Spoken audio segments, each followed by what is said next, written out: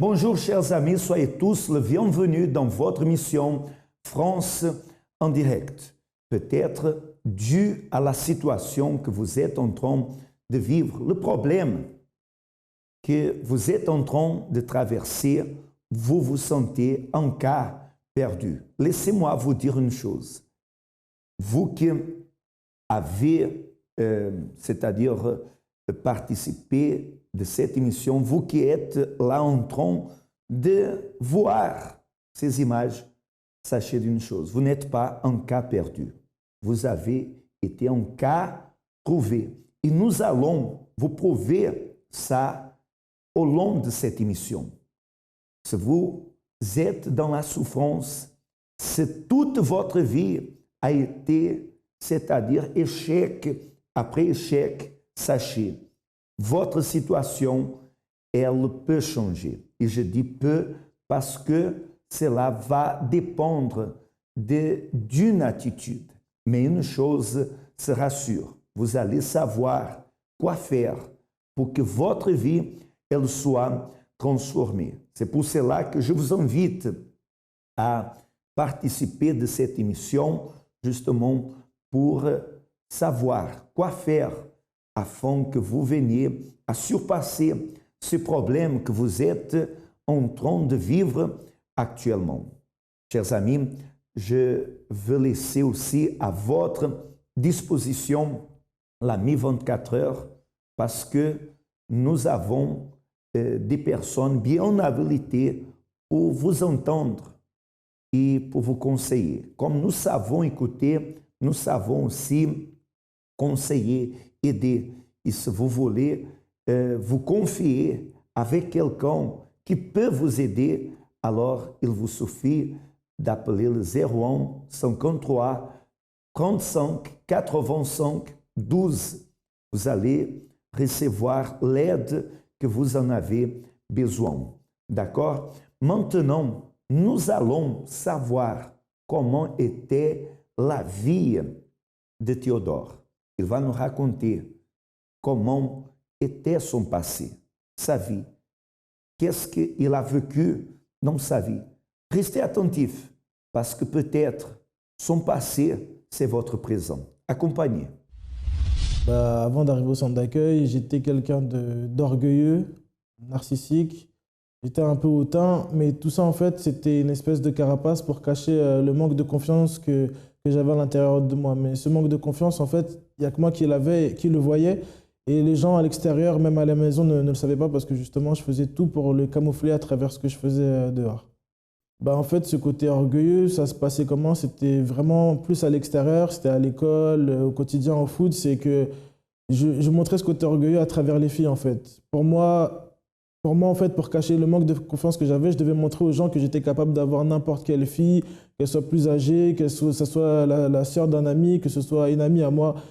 Je montrais en fait cet orgueil à travers ça. Pour moi, je me sentais supérieur aux autres quand je pouvais avoir n'importe quelle fille, on peut dire. Plus ou moins, il y a 2 personnes avec qui j'étais, avec qui vraiment j'ai joué, je me suis amusé, qui ont tenté de se suicider. Ça veut dire que ça m'a touché sur le coup, mais comme j'avais cet orgueil-là, je passais outre en fait. Je disais que c'était pas de ma faute, que c'est ces filles-là qui avaient un problème, mais certes elles avaient un problème, mais c'est moi qui étais le déclencheur de ces choses-là parce que je jouais avec elles. Il y avait aussi une autre personne avec qui j'ai joué, que je me suis amusé, qui était une personne normale et qui a viré du côté de sa religion totalement à l'opposé juste après moi. Du coup, je me suis vraiment rendu compte que j'ai un peu détruit des vies du coup. Pourquoi j'étais narcissique? Parce qu'en fait, dans ma jeunesse, comme je disais, j'avais pas confiance en moi parce que j'étais en surpoids, j'avais des appareils dentaires. Ça veut dire que pendant longtemps, j'étais soit le bon ami, soit j'étais pas comme les garçons avec qui j'étais, donc on se moquait de moi. Et il est arrivé un moment où je voulais plus être comme ça. Ça veut dire que j'ai commencé à faire du sport. Et quand j'ai vu que j'avais changé, ça a gonflé mon ego. Et là, j'ai commencé à me sentir supérieur, en fait, à vraiment travailler mon image pour que les gens voient à travers moi que je suis plus la personne d'avant, que voilà, j'étais quelqu'un de différent. Et dans ma tête, c'était vraiment, vraiment un film. Je m'habillais pour plaire aux gens de dehors, je m'habillais pour être supérieur aux autres. Je m'habillais en fait pour montrer que voilà, en fait, je suis beau, je suis pas comme vous, en fait. C'était vraiment ça. En fait, à l'intérieur de moi, j'étais stressé dans le sens où à la maison, ça n'allait pas du tout. Ça veut dire qu'il pouvait se passer quelque chose entre mes parents, etc. Et j'allais être frustré, stressé, je ne comprenais pas pourquoi ça se passait. Ça veut dire qu'à la maison, j'allais m'enfermer dans ma chambre à me poser des milliards de questions. Pourquoi c'est comme ça? Pourquoi ça arrive? À chaque fois qu'il allait arriver une situation ou quelque chose, je le prenais pour moi en fait. Et ça veut dire que maintenant, cette frustration, je l'évacuais dehors en prenant toutes ces mauvaises attitudes-là. Et c'est comme ça qu'en fait, j'ai essayé, on peut dire, d'oublier ou de sortir de ces problèmes-là en fait. C'est ça. Et tout le manque de confiance que j'avais par rapport à ma jeunesse, par rapport à mon enfance aussi, j'essaie de... À la maison, je ne le montrais pas trop à mes parents, en fait. J'étais, on va dire, normal, mais c'était plus quand j'étais dans ma chambre et que j'étais tout seul et que je commençais à réfléchir et que, en fait, je me comparais souvent aux autres. Quand je voyais mes amis qui, eux, avançaient, qui, eux, avaient n'importe quelle fille, moi, je me disais, mais en fait, t'es inférieur, en plus de ça, à la maison, ça va pas, t'es capable de rien, en fait. T'es juste, oui, t'es bon à l'école, mais voilà, quoi, t'es l'intello de la classe et ça s'arrête là et c'est tout, en fait. Le moment où j'ai toussé le fond avant de venir au centre d'accueil, je pense que c'est un moment donné où j'étais en vacances parce qu'à la base, j'étais dehors, je faisais des bêtises, mais j'étais conscient que je ne devais pas boire, que je ne devais pas fumer ou ces choses-là. Mais il y a un moment où je me suis retrouvé en vacances et j'ai commencé à faire pire que ce que je faisais habituellement. C'est-à-dire qu'avant, je faisais n'importe quoi avec les filles, mais c'était, au moins je sors avec elles. Là, c'était vraiment une fille tous les jours. Et je me rappelle, il y avait des périodes où je faisais des listes de filles que j'avais pu avoir en une période donnée. Je me mettais à boire comme je sais pas quoi. Je me suis retrouvé sur l'avenue des Champs-Élysées en pleine nuit, à moitié bourré, enfin bourré totalement avec une bouteille d'alcool à la main. Et c'est là, plus tard, quand j'ai commencé à réfléchir à ça, que je me suis dit, vraiment, j'étais vraiment loin, quoi. J'étais vraiment loin.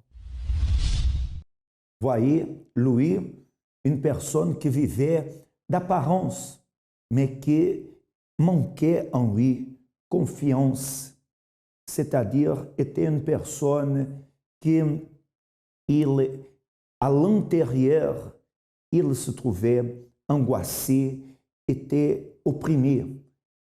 Et beaucoup de personnes, elles essayent de montrer une apparence, mais la vie, la réalité, ce qu'ils sont en train de vivre, c'est justement une autre chose, c'est une autre réalité. Mais regardez une chose, le problème est une personne, elle peut le cacher pendant un moment, des moments, mais arrive un certain moment que la personne elle ne peut plus le cacher. Et c'est ça justement qui se produit avec Théodore. Mais regardez une chose, il va nous raconter comment se trouve actuellement, qu'est-ce qu'il a fait, quelle attitude il a pris justement pour que sa situation elle vienne à changer. Il va nous dire qu'est-ce qu'il a eu, qu'est-ce qu'il a conquis, accompagné, et nous allons revenir tout de suite après. Bah, en fait, je suis arrivé au travers de ma mère qui m'a invité et je ne suis pas venu facilement parce qu'elle a beaucoup, beaucoup lutté pour me faire arriver au centre d'accueil, justement. Et disons que je suis arrivé avec une certaine malice, si on peut dire ça comme ça. Au début, je suis venu pour faire plaisir à ma mère et ensuite, j'ai cherché un intérêt. Je suis venu parce que je passais le bac, justement, et parce que je faisais du foot. Et je suis venu avec cet intérêt-là, je faisais mes réunions de 8 heures et après, je voulais rien savoir du reste. Je rentrais chez moi et je faisais ce que j'avais à faire, en fait.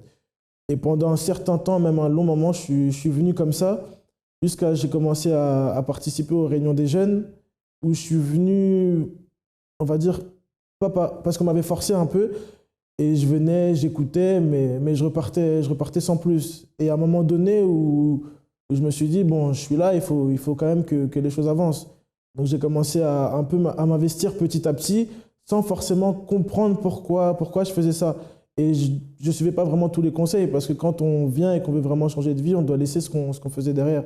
Et je n'avais pas véritablement abandonné ça. Du coup, il y a eu un moment donné où je commençais à m'investir, mais j'étais encore avec mes amis de dehors. Ça veut dire qu'on m'a proposé de partir en vacances. Et moi, pour moi, je ne voyais aucun mal. Je me suis dit, je suis à l'église, je peux partir en vacances et il ne va rien se passer, je vais revenir normal. Et en fait, quand je suis parti, je suis devenu pire que ce que j'étais avant. Et disons qu'après ça, j'ai pas assumé, j'ai cherché des raisons pour plus venir à l'église. Je disais que je devais réviser pour mes partiels, réviser enfin, pour tout ce que j'avais à faire, que je reviendrais ultérieurement, mais que là, je devrais vraiment me concentrer sur moi, sur ma vie scolaire, ma vie professionnelle. Et du coup, j'ai quitté. Et comment je suis revenu? Je suis revenu parce que là, d'une certaine façon aussi, j'avais touché le fond parce que je suis tombé malade. Et j'étais à l'hôpital pendant un moment, on va dire un moment un peu symbolique, c'était les fêtes. Ça veut dire que je me suis retrouvé à l'hôpital pendant la période de Noël, etc. Et là, je ne comprenais pas pourquoi tout ça, ça m'était arrivé. Et je comprenais rien du tout. Et en fait, j'ai eu une visite des ouvriers de l'église qui sont venus me voir à l'hôpital, justement, qui m'ont parlé, qui ont prié pour moi. Et c'est pas que c'est ça qui m'a fait revenir, mais en fait, tout ça, en fait, ça m'a touché parce qu'il y avait mon frère, il y avait ma mère qui venaient me voir tous les jours. Et je me suis dit, en fait, là, limite, j'ai tout perdu parce que je croyais tout avoir dans le monde, je croyais avoir des filles, je réussissais à l'école. Et justement, ça, c'est un fait important parce qu'ils disaient ne pas pouvoir venir à cause des résultats de l'école. Et cette période-là, je passais mes partiels et j'avais travaillé, mais je connaissais tout par cœur. Et la période des partiels, c'est là que je suis tombé malade. Ça veut dire que tout ce que j'avais révisé, tout ce que j'avais fait, bah, c'est comme si j'avais rien fait et j'ai fini à l'hôpital, en fait. Mais à partir de ce moment-là, quand j'ai vu que j'avais perdu en fait mon temps dehors, là, et en fait, on m'avait parlé clairement, et là, je me suis dit que j'avais plus le choix parce que je connaissais maintenant les deux parties, j'avais vu ce que le monde avait à m'offrir et j'avais vu ce que Dieu avait à m'offrir en fait. Du coup, le choix, bon, c'est vite fait, oui, le choix a été fait automatiquement. Je savais que je devais revenir parce que Dieu avait quelque chose pour moi, parce que sinon, ça ne serait pas arrivé en fait. Parce que ça, c'est arrivé parce qu'en fait, je devais revenir. Je finissais l'école à 14h, enfin midi 14h, et directement après, je venais faire la réunion. C'est-à-dire que je mettais vraiment ça en priorité. C'était obligatoire que tous les vendredis, je vienne faire la réunion, quitte à ce que je n'ai pas mangé ou que je n'ai pas fait mes devoirs. Mais c'était la priorité, c'était l'objectif. Après ça, j'ai commencé à faire les réunions du mercredi, à venir au groupe jeune, faire les réunions de quotidiennes en fait. Et j'ai fait la campagne d'Israël dans l'objectif de véritablement changer la personne que j'étais. Parce que dans le passé, j'étais orgueilleux, j'étais narcissique et j'avais aussi pas confiance en moi. Et c'est vraiment ça que j'ai demandé pour cette campagne, à être véritablement transformé, à être une autre personne. Pas changer, mais transformé. Parce que quand on est changé, il y a encore des choses qui restent. Mais là, vraiment, je voulais être une personne totalement différente. Après ça, j'ai aussi fait le jeûne de Daniel. On peut dire deux qui m'ont marqué. Il y a le dernier là, qui vient de se passer, celui d'avant. Et c'est vraiment le dernier où il y a eu un énorme aboutissement, je peux dire. Ben en fait, quand j'ai fait la campagne d'Israël, en réalité, moi, je pensais que j'allais voir le résultat sur le coup directement comme ça. Ça veut dire qu'après la campagne, j'étais un peu déçu parce que je n'ai pas vu ce changement immédiat. Mais c'est en méditant, en fait, en réfléchissant et en voyant certaines situations qui me sont arrivées, que là, je me suis dit, en fait, la campagne d'Israël a porté du fruit parce que j'ai vu que j'ai reçu certaines propositions du monde, des travails, des propositions de filles ou certaines situations comme ça, où directement j'ai dit non, ou par rapport à des attitudes que moi-même je pouvais prendre avant, au niveau de l'orgueil, etc. J'ai vu que c'était totalement différent, que je réagissais plus de la même façon. Et là, c'est comme ça que j'ai vu que la campagne avait véritablement avait transformé ma vie, en fait. Mais ce n'était pas d'un coup comme ça, c'était vraiment au fur et à mesure, petit à petit, comme si on me taillait, en fait, on me formait pour arriver à ce que je suis devenu aujourd'hui. Ben, le jeûne de Daniel, en fait, la première fois que j'ai cherché à faire le jeûne de Daniel, disons, c'est pas que j'ai cherché à suivre la foule, mais j'étais un peu dans ce mouvement de foi où il y avait tout le monde, parce qu'on avait fait vraiment quelque chose de spécial avec les jeunes. Et j'ai vraiment cherché à casser en fait tout ce que j'avais à l'intérieur. Ça veut dire que comme j'étais quelqu'un d'orgueilleux, pour moi c'était dur d'aller m'excuser auprès de certaines personnes, surtout que moi quand j'ai raison, pour moi j'ai raison.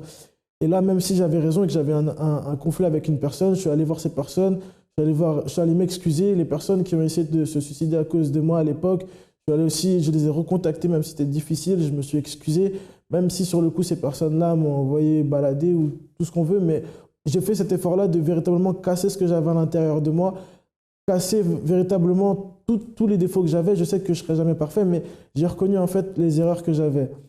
Mais disons qu'à la fin de ce jeûne, ce n'est pas que j'étais dans une émotion, mais j'avais quelque chose que je n'avais pas auparavant. Je pensais être baptisé sur le coup, mais je ne l'étais pas encore, parce qu'en fait j'étais peut-être un peu trop pressé, or que Dieu avait un plan défini pour moi. Ça veut dire que là j'ai attendu le dernier jeûne pour voir véritablement tout ce que vraiment je devais enlever. Parce que des fois, on pense qu'on est transformé, changé, mais on oublie qu'il y a des détails, des choses infimes qu'on doit vraiment retirer de notre vie pour véritablement être ce que Dieu veut qu'on soit. Et là, c'est dans ce dernier jeûne que j'ai compris en fait que je ne devais pas dépendre des gens, je ne devais pas dépendre de l'homme, que je devais véritablement dépendre de Dieu et que en fait, ce jeûne, c'était individuel, c'était pour moi. Et là vraiment, j'ai cherché, j'ai lutté, j'ai bataillé. Et vraiment, pendant ce jeûne, c'était difficile parce que je me suis dit que enfin, je cherchais, mais je ne trouvais pas, je ressentais rien. Je sortais frustré en fait. À chaque fois, tous les jours, je sortais frustré. Et je me disais que je ne peux pas sortir de ce jeûne, enfin, je ne peux pas être baptisé le dernier jour en fait, parce que c'est comme si je me disais que ça allait être une émotion, ou c'est parce que c'est le dernier jour en fait que ces choses-là arrivent.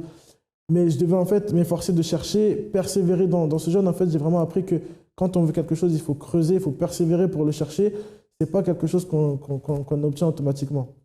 Aujourd'hui, qui je suis une personne totalement différente en fait. J'ai pas besoin de me cacher, de vivre d'apparence quand ça va pas.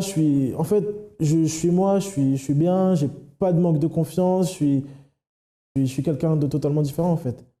Non, l'alcool, les filles, toutes ces histoires-là, c'est totalement derrière moi. Les choses que je faisais dans le monde, les soirées, l'orgueil, toutes les vanités, le fait de m'habiller pour les gens, tout ça, c'est totalement fini. Maintenant, tout ce que je le fais pour moi et je le fais pour Dieu. Et c'est ce qui compte en fait.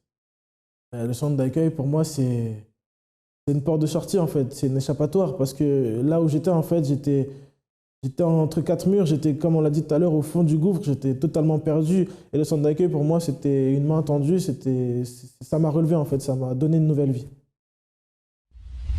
Merveilleux. Vous voyez, qu'est-ce qu'il a affirmé? Le centre d'accueil a été la porte de sortie pour lui. Sortie du vice, de l'alcool, sortie de la maladie, a été la porte de sortie pour cette vie d'apparence, cette vie dégoûtante, et la porte de rentrer pour une vie différente.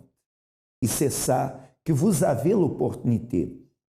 Le centre d'accueil, il est cette porte de sortie, comme il a affirmé, de la situation, des problèmes qui semblent qu'il n'y a plus d'issue, il n'y a plus de sortie. Mais il y a une sortie pour cette situation.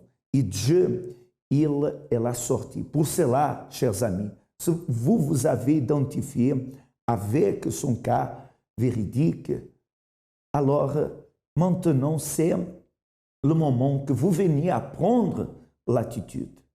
Vous vous avez identifié avec son passé, vous voyez, il a réussi à vaincre et vous avez cette opportunité. C'est pour cela que quotidiennement, le centre d'accueil, il a les portes ouvertes afin de vous amener à la réussite, à avoir une vie différente.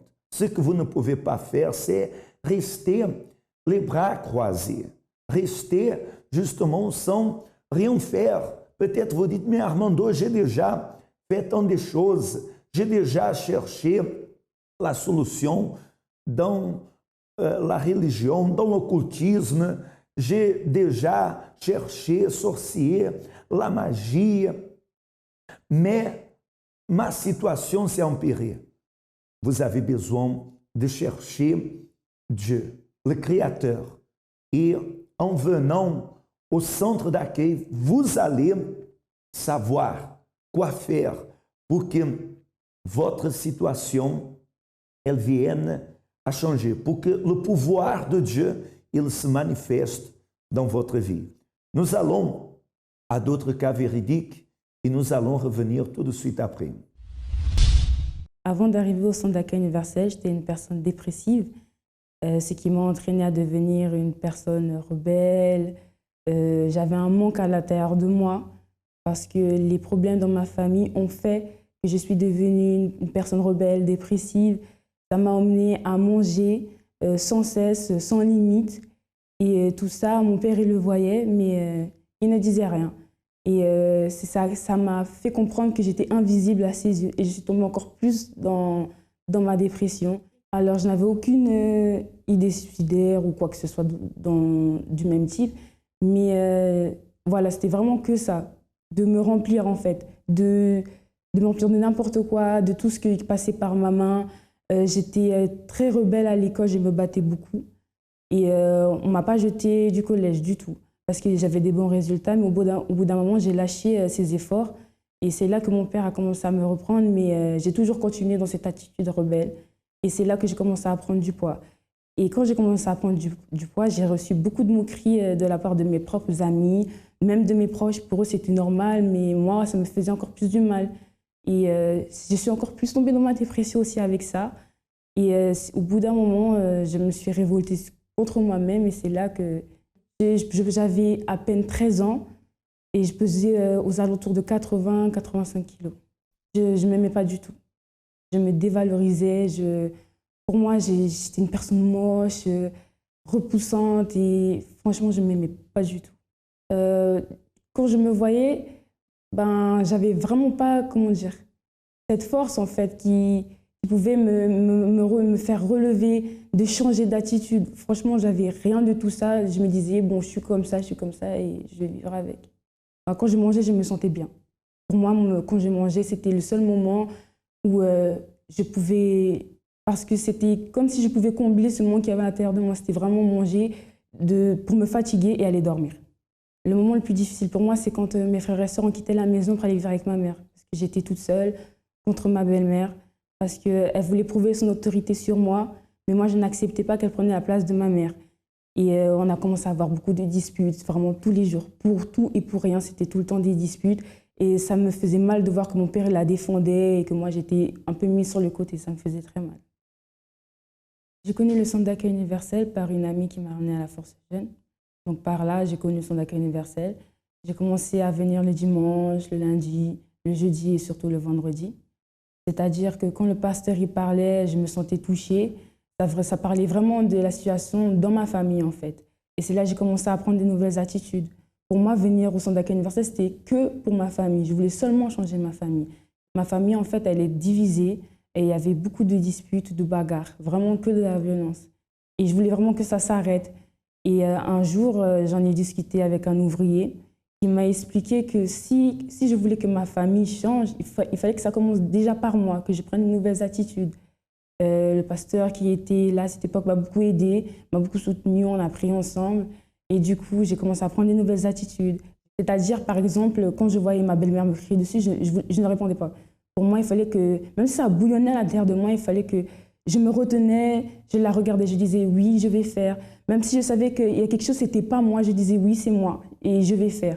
Et c'est de là qu'ils ont commencé à avoir les nouvelles attitudes et petit à petit, c'est-à-dire le feu qui bouillonnait à la maison, ben, ça a commencé à descendre. J'ai participé au propos du jeûne de Daniel et c'est à partir de là que vraiment je suis, comment dire, j'ai totalement changé. Alors, le jeûne de Daniel, c'était plus de télé, plus tout ce qui est multimédia. C'est vraiment de se concentrer sur la parole de Dieu pour notre renforcement intérieur. C'est de là que j'ai commencé, on va dire, à me remplir et à totalement changer, à ne plus être la même personne. C'est de là aussi que j'ai pris mon baptême et j'ai décidé de n'être plus jamais la même personne. J'ai participé à la campagne de l'extraordinaire pour avoir mon indépendance financière, c'est-à-dire avoir mon propre compte avec ma carte. J'ai fait les propos qu'il fallait faire, c'est-à-dire venir le plus souvent à l'église, prendre de nouvelles attitudes, jeûner. Et voilà, j'ai beaucoup prié dans ce sens-là et j'ai reçu ma carte. La campagne représentait pour moi vraiment la dernière porte, vraiment la dernière issue qu'il me fallait pour que je puisse avoir ce que je demandais. Et je me suis donnée à fond sans me poser de questions pour pas que je sois troublée et je suis partie à fond et j'ai reçu. Aujourd'hui, ma vie est rétablie. Mon intérieur, il va très bien. J'ai vraiment ce renouvellement qu'il me fallait, être remplie, mais vraiment de la présence de Dieu, parce que avant c'était voilà, catastrophique. Je ne suis plus dépressive, je vais très bien. Aujourd'hui, on me reproche trop d'être rigolée. Et avec ma famille, ça va. Même si le combat est vraiment tous les jours, ça va mieux que dans le passé. Et aujourd'hui, ma famille va mieux. Avec mon père, ça va très bien. Je n'ai pas eu de problème différent avec lui, ça va très bien. Avec ma belle-mère, ça va mieux. On se dispute moins, on se bagarre plus. Et là, on peut parler. C'est-à-dire qu'avant, on ne pouvait pas parler, être assis, parler. Mais là, on parle, on rigole. C'est vraiment le changement. Dans ma vie scolaire, c'est que je ne savais pas en fait ce que je voulais faire. Quand je suis sortie de ma troisième, je ne savais vraiment pas ce que je voulais faire. C'est à travers d'un témoignage d'une ouvrière que j'ai su ce que je voulais faire. Donc, je me suis lancée dans ça. J'ai parlé avec elle. Elle m'a dit, vas-y, lance-toi. Si tu penses que c'est vraiment ça, lance-toi. Je me suis lancée et j'aime ce que je fais. Aujourd'hui, je peux me diriger vers le tourisme. Et voilà, à partir de maintenant, je peux faire mes voyages touristiques dans n'importe quel pays. C'est pas moi qui paye, c'est par rapport à un propos que j'avais fait. C'est l'Union européenne, une association de l'Union européenne qui finance. Et voilà. Aujourd'hui, je suis une fille épanouie qui se valorise parce que je ne me valorisais pas du tout. Je me détestais, mais vraiment, je me détestais. Et maintenant, ça va très bien, je me valorise, je me trouve belle. Et voilà. Pour moi, le centre d'accueil universel, c'est vraiment l'école en fait, pour apprendre aux gens comment avancer. Certes, on a notre école ici, mais ça, c'est vraiment l'école spirituelle pour apprendre à avancer, soit dans notre foi, ou même à devenir une nouvelle personne, mais encore plus forte. Et j'invite vraiment à toutes les personnes à venir au centre d'accueil universel pour avoir une nouvelle vie. Pour tout problème, il y a une solution. Le cas véridique de Linda prouve cela. Vous voyez, elle a réussi à surpasser, à vaincre la dépression, à vaincre les problèmes qui étaient en train de la tourmenter. Aujourd'hui, sa vie est complètement différente. Et la solution, vous pouvez la voir. Cela dépend justement de votre attitude. Et je veux lancer ce défi pour vous que peut-être vous avez identifié avec le passé de Linda ou de Théodore, que ce dimanche, vous venez apprendre une attitude et participer d'une réunion spéciale au centre d'accueil, car sûrement votre vie, elle sera transformée. Votre vie ne sera plus jamais la même. Moi, je serai personnellement pour vous aider à Villejuif, dans le 27-29 rue Yuri Gagarin. On sera à votre entière disposition, 8h, 10h, et même après, si vous voulez discuter, nous serons à votre entière disposition. D'accord? Je vous rappelle que notre siège du centre d'accueil se situe dans 254 rue de Faubourg, Saint-Martin, dans le 10e arrondissement à Paris.